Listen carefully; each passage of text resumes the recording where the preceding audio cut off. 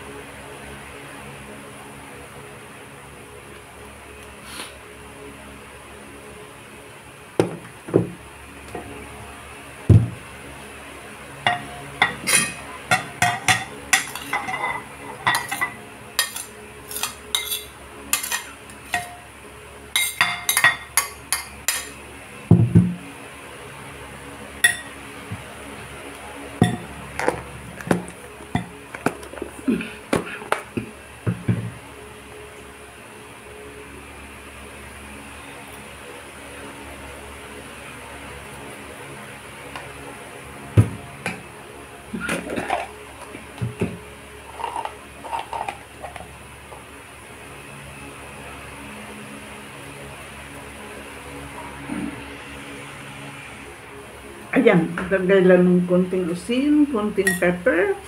Maglagay ako ng aking na-chop na onions. At maglagay ako ng na-chop ko na crab meat. At isang itlog. At maglagay ako ng 2 kutsarang flour.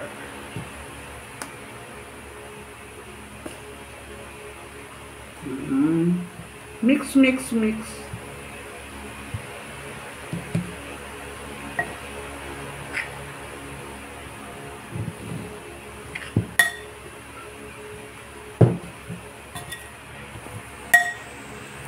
Ayan! At mag-fry tayo. Ang gagamitin ko para healthy ay itong extra virgin olive oil. Kukunti lang naman po ang ilalagay ko.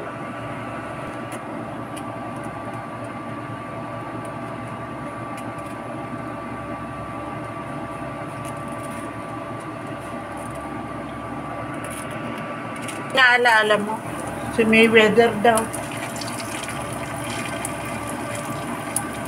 Si Floyd Mayweather. Okay, pang ilang tanong mo na yan? Pang 10? Magpa-fry ako. Ito, masarap ito na pwedeng ulam kasi vegetables to eh. Ayan.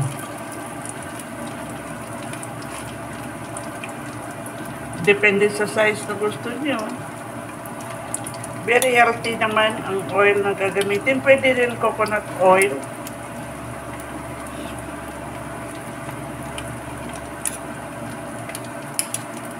Simple lang ito. Pwedeng ulam. Kasi wala kaming vegetable ngayon. Kaya kalabasa ang ginamit ko. Pwedeng vegetable na kalabasa.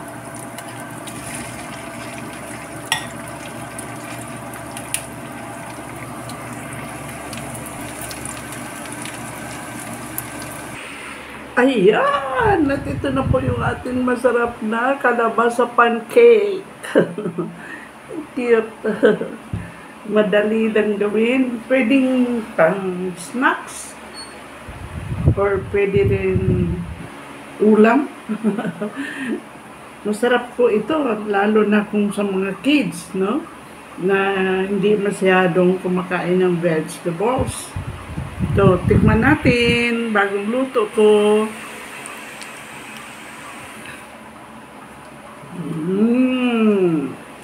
Yummy, yummy, yummy. Pumpkin or kalabasa.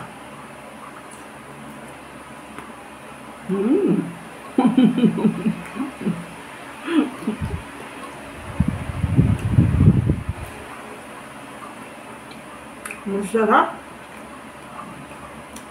Foamy. Malambot. Pwede rin kung gawin mong well done. Para crispy.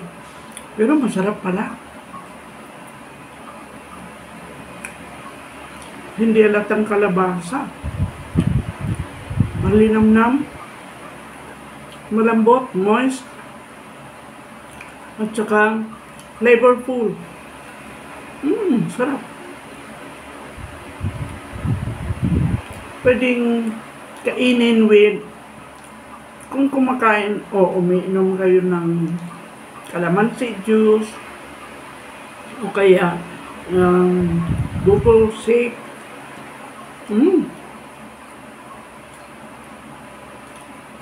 Ito pwede ko i-suggest sa mga seniors.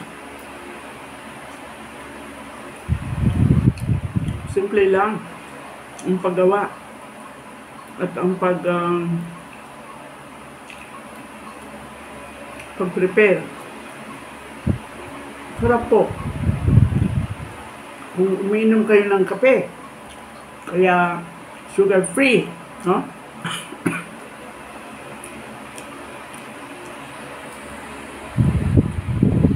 Sarap.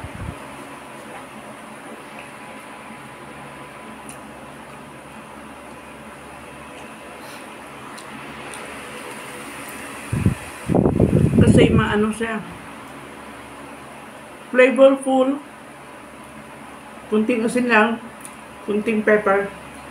Pwede kayo magdagdag ng kung anong gusto nyong vegetables. Pwede nga ito lagyan ng na-chop na malunggay, pwede rin. Para sa mga kids na hindi kumakain ng gulay masyado, hindi mahalata ito na ito ay gulay o kalabasa. Sarap po, try nyo.